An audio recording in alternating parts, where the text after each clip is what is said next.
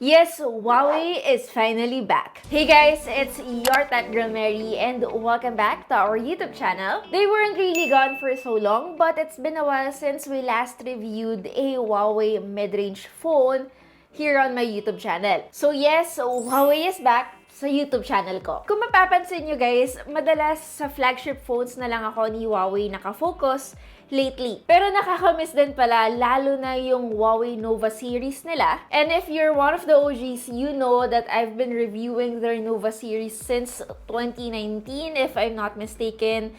And nagsimula tayo from their Huawei Nova 5T. Medyo lumalabas ng edad natin, ano? But anyway, since Huawei brought the Huawei Nova 12 series here in the Philippines, it's time. The Nova 12 series consists of the 12i and the 12 SE, which is what we'll be talking about today. Here's how their packaging looks like. Very simple, all white, which is very typical from Huawei. Let's do a very quick unboxing naman. It's very obvious na yung colorway na meron ako is the green one. Ayan siya. Kaya ako nag-white today para angat na angat yung color green. We got the usual, the clear jelly case, and syempre yung panundot natin. The USB-C cable, and of course, the 66 watts Huawei Supercharge. Design-wise, pag-usapang Huawei Nova series talaga guys, hindi natin mapagkakaila na maganda talaga yung design nila. Immediately, you will notice na meron siyang malaking Huawei Nova branding on its back. Aside from this, yung ganitong pagka-matte, I really like it. It doesn't attract fingerprints, kahit na color green pa yung colorway na meron tayo. And Huawei actually calls it a star effect finishing. The sides are also green pero iba yung pagka-matte niya compared doon sa kanyang pinaka-back panel. Now, if you're the type of person who doesn't like green at all, you can also get this in black. And napansin ko, no, hindi lang itong Huawei Nova 12 SE na nire-review ko ngayon, pero yung iba na ring mid-range devices, nagagawa talaga nilang panipisin despite it having a 5,000 mAh of battery capacity. Anyway, there is also a star orbit ring design, which is already the design language of the Nova series. It actually consists of 3 cameras, 108 megapixels f1.9 aperture, which is yung pinaka nasa ibabaw, the 8 megapixels f2.2 aperture for the ultra-wide, and of course, the 2 megapixels f2.4 aperture for the macro lens. Now, I know it's been a while since nag-review tayo ng isang Huawei Nova phone, kaya let's do a quick camera tour para may idea rin kayo sa camera interface niya. Alright, so upon opening the app, of course, we have here the zoom toggles. We got the 1x, 2x zoom, and of course, the 10x zoom. And yep, ito rin yung maximum digital zoom na kaya ng Huawei Nova 12 SE. Aside from this, of course, we got the ultra-wide camera. Now, if you want to maximize using the 108 megapixels mismo, you have to go to the more menu and click the high resolution. You can also edit your menu para mailabas nyo yung high resolution para hindi nyo rin makalimutan gamitin to. Now, speaking of the high resolution, if you prefer using this option, zoom is not supported here. So, kung gusto nyo ng medyo mas close-up shots,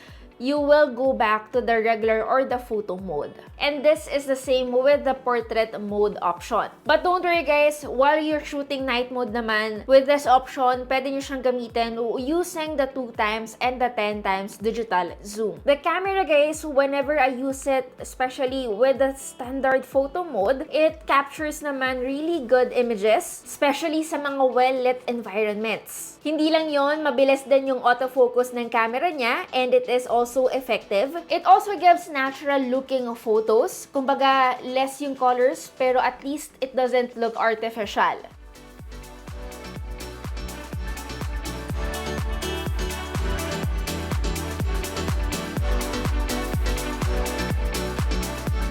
There is also a 32 megapixels front camera, wherein when it comes to selfies naman, it has more colors kung ikukumpara natin doon sa kanyang pinaka-main camera. By the way, this also lets you capture high-resolution images, even by using the portrait mode, and yup, there is also a night mode option. And by the way, one thing that I noticed sa interface ng camera ng Huawei Nova 12 SE is that malinis siyang tignan. Kumbaga lahat halos ng settings niya ay nakatago. And you can access this by swiping it up. And here, you can change the aspect ratio, the flash, assistive grid, and of course, the settings. Anyway, aside from this, you will also notice na meron siyang infinity logo on top. Once you click this, ma-access natin yung dual view. Now, sadly, I know this has a 108 megapixels resolution. It is only limited up to 1080p at 30 FPS for its video recording. This is both for the rear camera and of course the main camera. Again, hindi po kasi nakadepende yung capability ng videos niya doon sa megapixels na meron siya, but also sa chipset na meron ng isang smartphone. Now, in terms of the actual usage, before we address the elephant in the room, alam kong gusto niyong malaman how the EMUI 14 actually looks like on the Huawei Nova 12 SE. Actually, marami pa rin siyang similarities sa mga typical Android devices in terms of appearance, of course, at least. And the phone can be operated very smoothly, guys, thanks to its 90Hz refresh rate. Hindi rin mawawala yung fingerprint sensor niya, which is located sa gilid, which doubles as a power button. Hindi rin ako nagkaroon ng issue sa kanya when it comes to reliability. Aside from this, there is also a facial recognition. Though hindi ko lang ito masyadong ginagamit, guys, dahil usually talaga sa mga Android or mid-range Android devices, hindi siya ganun ka-secured, which is why I always opt for the fingerprint sensor. May mga iilang bago rin tayo sa kanya na pwedeng bago rin sa paningin nyo. Halimbawa na lang yung bago nilang lock screen themes. Pwede kayong mag-curate ng sarili nyong theme or even your own digital scrapbook as your lock screen using different photos or even your selfies. Meron tayong tatlong bago, which are, of course, headline, wherein you can create your own magazine cover. Meron din tayong poster wherein you can create and customize unique typography, and of course, adding your own customized photos. And lastly, we have emoji. Ito naman is a very active wallpaper with over 80 emojis. We also got a Super Hub 2.0. If kailangan nyo mag-share across your Huawei devices, yung Super Hub station, guys, can also transfer yung mga temporary stored content nyo sa device that needs to be shared with just one click, enabling fast cross-device transmission in batches. Lastly, I want to point out yung service widget. It allows users naman to tailor their user experience to their needs. This contains real-time information and are larger than the usual application icons. Now, just like what I mentioned kanina, let's address the elephant in the room, which is how do you download your applications? I'm sure yung mga naka-Huawei devices na alam na yung process na sasabihin ko, pero to those who are planning pa lang, this might be really helpful for you. Okay, so the top applications, guys, are available and running on the Huawei Nova 12 SE, like Gmail, YouTube, Messenger, Facebook, Google Maps, Google Meet, Google Drive, Instagram, Google Photos, and more. So yeah, basically, guys, everything can be accessed from the Huawei App Gallery. There is no need to go na sa mga third-party applications. Now, with its overall performance like display, gaming, even how is the battery and charging, pag-usapan natin yan ngayon. Actually, guys, I like that Huawei made a great move of giving the Nova 12 SE a flat panel instead of a curved display seen on most smartphones these days, giving it a more symmetrical bezel and a very clean look. And alam kong alam nyo rin lahat na mas prefer ko talaga yung flat display. So, kung nandito ka na sa part ng video na to, comment nyo lang sa comment section if kayo din ay team flat display para alam ko kung umabot talaga kayo dito. Since it is more durable, lalong-lalo na pag nalalaglag siya, and of course, to avoid mismatches on the edges. And yes, I'm sure ang akala ng iilan dito kapag usapang mid-range phone, kapag Huawei, it's IPS LCD, tapos typically kasi naka-reserve lang din ng OLED panel sa flagship devices nila.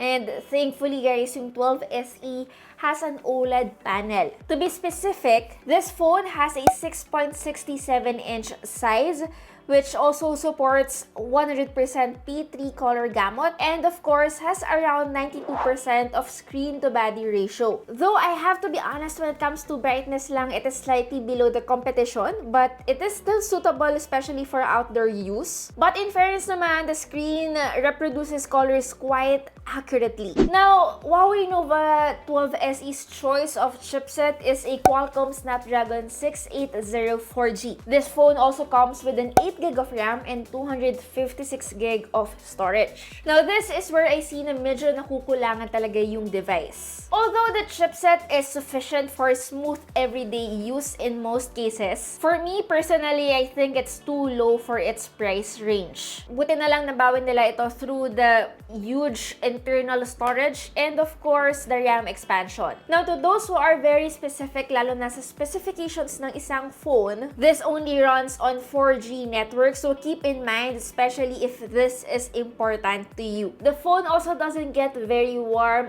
even though I use it for a prolonged period of time. The phone also comes with a 4,500 mAh of battery capacity, which is why kung mapapansin nyo, manipis talaga yung device. We needed to charge the device in the middle of the day with our testing, standard Wi-Fi browsing test, gaming, and even, of course, taking camera photos and videos outdoors. I think yung ganitong battery capacity is enough for those at work or during school days. But again, you won't be able to avoid charging the phone every evening during normal use. Now, 66 watts Huawei Supercharged Turbo 2.0 naman yung capability ng charging ng smartphone na to. Actually, it's great. It easily provides enough power for several hours of use after just 10 minutes of charging. To be specific, during my test, it only took 32 minutes para ma-fully charge namin yung Huawei Nova 12 SE, which is again,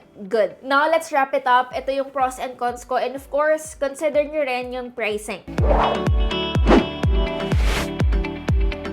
So, what didn't work for me? Number 1, yung limitation niya, of course, to 4G connectivity. Pero syempre, kung medyo nasa rural areas kayo, hindi to masyadong big deal. Pangalawa, I really wish to Huawei opted for a slightly newer processor. Now, for what worked, I have 4. 1, I appreciated having a sleek and lightweight design. Second is, of course, its 108 megapixels camera. Third, I appreciate that the EMUI 14 is now more customizable in terms of themes and widgets. Lastly, I think this is already given yung 66 watts Huawei Supercharge niya. It's quick and efficient for my everyday charging experience. And now for the official pricing of the Huawei Nova 12 SE.